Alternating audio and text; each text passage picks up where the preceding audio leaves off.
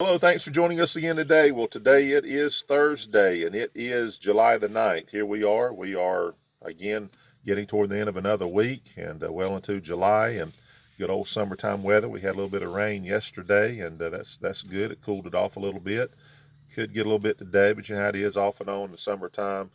These things can just pop up and you can get some good rain and then it just blows over and sun pops out again. Saw some rainbows yesterday. So just good summertime experiences. So I hope your day's going well. Hope your week has. Hope everybody's staying healthy and staying safe, of course, during these times.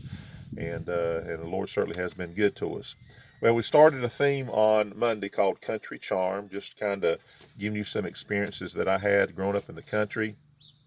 And of course, many of these relate to my grandfather's farm. I love being over there, and we live very close. And I practically live there all the time, and was there all the time, of course. And when you're there, there's always things to be done. If my grandpa was at home, then we had things to do. That's for sure. And took a long time to do some things, mowing everything, and you name it. Dealing with the horses, dealing with the fences, that took a lot of time, especially those electric fences and keeping limbs and things growed off of it and things breaking here and there and you just having to fix it and all of that. So that was part of it. And then when he put a garden in, there was always things to do to bring it in when it needed to be brought in and all of that. So you understand that, people that grew up in the country, if you grew up on a little farm, you know what I'm saying. So there's some experiences, of course, and there's passages in the Bible that relate to these things I'm gonna bring up. So I'm gonna be in the book of Proverbs today, chapter 3, and everybody's familiar with Proverbs chapter 3, verses 5 and 6. We're going to read these and then lead down into verse number 10, which gives our next country connection that we're going to give you today. Let me say again, thank you for all who watch the videos. Thank you for the comments, even if you don't comment and you watch them. I know some of you do, and you're blessed by them, and I appreciate that. And, during these times, it's kind of good to bring some encouragement and kind of help people think back to some times that were better, and not to imply that the past only has the better times. You're making memories right now. If you've got kids or grandkids or nieces and nephews, this is their time to make their memories, and don't let the circumstances cause you to give them a false impression of things. We all had, negatives in our lives as kids and, growing up and all of that. And yet we trusted the Lord, and we also had some wonderful experiences. So give them some wonderful experiences, spend time with them, show them things and take them places and tell them things about your past. And maybe some of them can, duplicate that and all of that. So at any rate, let's look at Proverbs chapter 3, and we're going to begin at verse number 5. It says this: Trust in the Lord with all thine heart, and lean not unto thine own understanding. In all thy ways acknowledge him, and he shall direct thy paths. Be not wise in thine own eyes. Fear the Lord, and depart from evil. It shall be health to thy navel, and marrow to thy bones. Now, verse 9 and 10, all this is connected, but verse 9 in particular is connected to verse 10. Notice this: Honor the Lord with thy substance, and with the first fruits of all thine increase. So shall thy barns, there's our connection today, that's what we're going to talk about. So shall thy barns be filled with plenty, and thy presses shall burst out with new wine. We're going to talk about barns today. Now, growing up in the country, I saw a lot of barns, and some barns were exclusively for storing whatever it is they had put into that barn. Some barns had a dual purpose, like my grandfather's. Some barns had that upper loft, of course, where you'd put hay and different things, even store things. And then the bottom, typically for a lot of barns, was a stable area, and it had stables. And my grandfather's was that way. He would bring the horses in, and they would go into their stall, and they would eat their food out of their trough. So the barn, I want to talk about his barn a little bit and my little experiences there. Of course, I love being there. He had sheds and barns and pack houses and you name it, and most of them had a lot of stuff in them. And so his particular barn, of course, had the stables, had the stalls on the bottom there, and then above.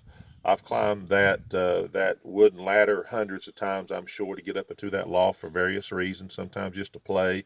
On one side and toward the back, it had plows and old farm implements and just all kinds of things. Some of that stuff was super old too, and tools. Sometimes I'd go up there to get something that I knew was up there, and my grandfather might need some. I said, well, that's up in the loft, and I'd run up there and get it. And of course, it was designed, of course, to hold hay. And there were times he had quite a bit of hay up there for his horses, and he'd get a big load. And of course, I'm sure it was cheaper to buy it, in bulk like that, in big amounts. And I remember, here's just one experience I remember. Me and my brother, we were playing, and another neighborhood kid, I believe it was Randy Stevens. And if Randy's out there and he hears this, then hello, Randy. But haven't seen him in decades. But at any rate, we were playing this game basically like a tag. And my brother had run up into the loft. I guess I had followed him, and we were trying to get away from Randy, and he was chasing us. And I remember my brother had already went up that staggered steps of bales of hay, and it went up pretty high. As I could remember there's a lot of hay there. And of course, you stepped on to one level, and then you could go to the next level, and so on. He was up there pretty high, I'm guessing above my head, and I was trying to run up those bales of hay as quick as I could to get away from Randy. My brother extended his hand, I think, if I remember correctly. And I either missed his hand or we slipped, whatever it was, and I fell backwards. And what I do remember is my head hit first on that loft floor. Bam! And when you hear people say, I saw stars, I saw stars. I know what that means. And I literally saw a burst of light extend from my eyes when I hit that barn floor. And I jumped up and I said, my back is broke, my back is broken. I took off running. Well, my back obviously wasn't broken. As my brother said, once I got up to the house, and he was like, man, where'd you go?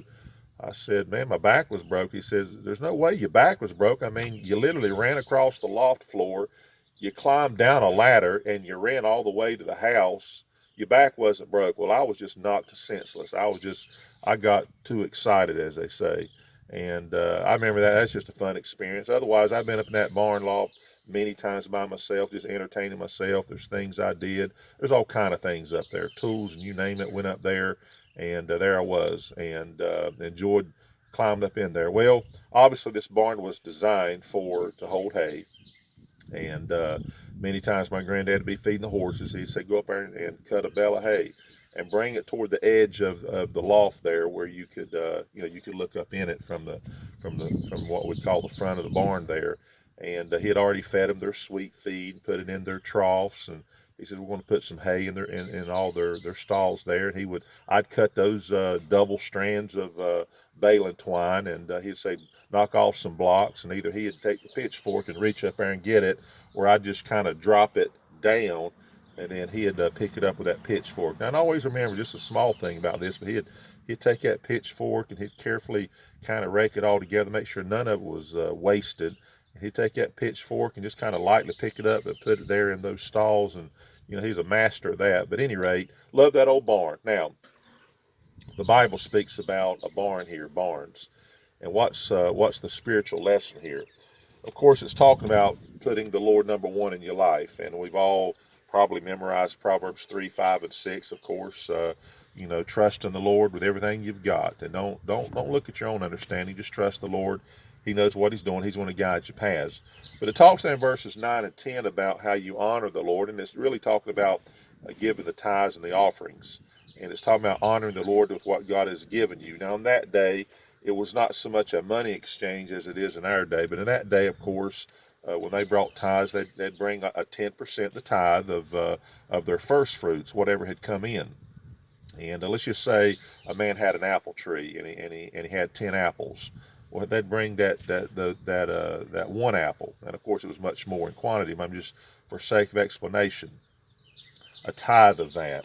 And so the Bible is basically saying here that if you'll honor the Lord with what he's given you and give it back, in our day, of course, it's given to the church, given to in the form of a tithe, and offerings, of course. And I don't need to explain all that. Most of you understand that. If you've been in church, you give to the house of the Lord, and there is such a thing as the tithe, and honor the Lord with that, and he's going to bless you. That's what the Bible's saying. So shall thy barns be filled with plenty. And that means, since a barn was a place of storage, it means that you didn't live, as we use the term, paycheck to paycheck. You've got some you could put back, like in the savings. And in the case of a barn, that means you've got plenty there. When times get bad, you can go to that barn, and you've got plenty to rely on to feed yourself, if it was a crop storage or to feed your animals, whatever it is, plenty. My grandfather always had plenty for those animals. They never went a day without it getting fed. Right beside that barn, running into it was a shed. He had a couple of 55-gallon drums, at least two, maybe three. He filled them things up with 100 pounds of sweet feed. And we go into High Point to Hauser and Hinkles, don't even know if they're in existence anymore. Up there in the middle of town, up in the middle of all the furniture buildings and, kind of the people all dressed up and conducting all kinds of business. But there was this feed store over there, Hauser and Hinkles, and we would get that sweet feed and bring it back. We'd pour it in them 55-gallon drums. He'd feed them horses. He loved them horses, wanted to take care of them, and made sure that when we did it right. But he always had plenty, and that barn had plenty of hay in it. And so all that to say, spiritually speaking, you and I, we live our lives, and God wants us to be able to have things, and there's going to be times we trust, and it may seem like we don't have plenty, but God is the source. So God provides, and God can put back the plenty for us, especially during the lean times. So love that old barn. The barn still stands. My grandfather's been gone some time, and that property's no longer owned by the family, but if I ever ride by there, I can see that barn, and it just brings back great memories. And I'm also thankful that the spiritual barn in my life, God's always made sure there's something in it. So as you listen to this, it brings back memories of barns. Some of you grew up with barns on your property, or at least had relatives, and it is good memories. And God always provides for those who put him first. So may your barns be filled with plenty. And I hope you have a wonderful day. God bless you. May you stay safe and healthy, and God bless you.